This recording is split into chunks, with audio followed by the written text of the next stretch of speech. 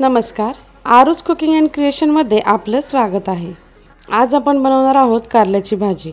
आता कारल्याची भाजी ही बऱ्याच पद्धतीने केली जाते। ही कारल्याची भाजी अगदी पौष्टिक देखील आहे, कारण यातला कडू रस आपण अजिबात काढणार नाही, तरी कारलं मात्र जास्त कडू होणार नाही।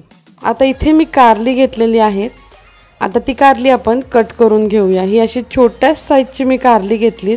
कोवळी कारली घेतली तर ती मुळातच जास्त कडू नसतात, म्हणूनच आपण इथे कोवळी कारली वापरली आहेत।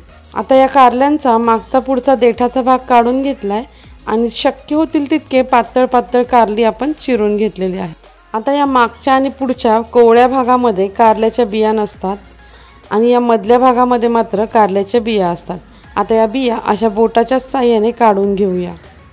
या अशा बोटाच्या साहाय्याने देखील यातल्या बिया सहज निघतात। आता अशी सर्व कारली आपण कापून घेऊया आणि त्यातल्या बिया काढून घेऊया।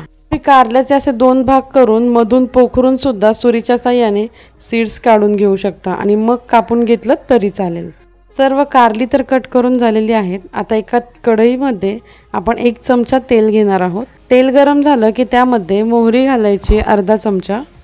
मोहरी छान फुलली की त्यामध्ये घालूया अर्धा चमचा जिरे। जिरे आणि मोहरी छान तडतडले की त्यामध्ये घालायचा आहे 1 मोठा कांदा, पण तो बारीक कापून घालायचा आहे।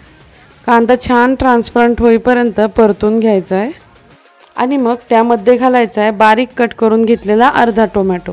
टोमॅटो छान परतून घ्यायचा आहे आणि त्यामध्ये घालायची आहे थोडीशी हळद, 1 चमचा घरगुती साठवणीतला मसाला।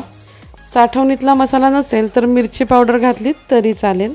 धने पावडर घालायची आहे अर्धा चमचा आणि हे सगळं व्यवस्थित मिक्स करून घ्यायचं आहे।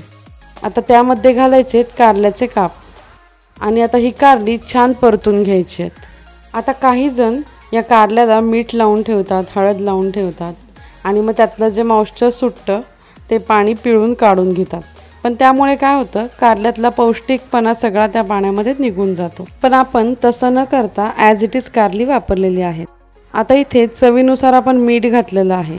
मीठही छान मिक्स करून घ्यायचं आहे। आता यावरती आपण झाकण ठेवायचं आहे आणि ही कारली एक 5 ते 7 मिनिटे छान शिजवून घ्यायची वाफेवरतीच। झाकण काढून पाहूया, कारली अगदी व्यवस्थित शिजलेली आहे, अगदी परफेक्ट शिजलेली आहे। आता यामध्ये घालूया बारीक कापून घेतलेली कोथिंबीर आणि ही कोथिंबीर सुद्धा छान मिक्स करून घेऊया। आता कारल्यांचा कडवटपणा थोडासा कमी करण्यासाठी इथे मी घातली आहे अर्धा चमचा साखर। तुम्ही या साखरेऐवजी थोडासा गूळ वापरलात तरी चालेल। साखर व्यवस्थित मिक्स करून घेऊया आणि मग आता तयार झाली आपली कारल्याची भाजी। यामध्ये तुम्ही चिंच किंवा आमसूल सुद्धा घालू शकता। हे अगदी 10 मिनिटात झटपट बनणारं कारलं तयार आहे। टिफिनसाठी तर ही भाजी बेस्टच आहे। पुन्हा भेटूया अशाच एका नवीन रेसिपी सोबत। तोपर्यंत व्हिडिओ आवडला असेल तर चॅनलला लाईक, शेअर आणि सबस्क्राईब करायला विसरू नका। धन्यवाद।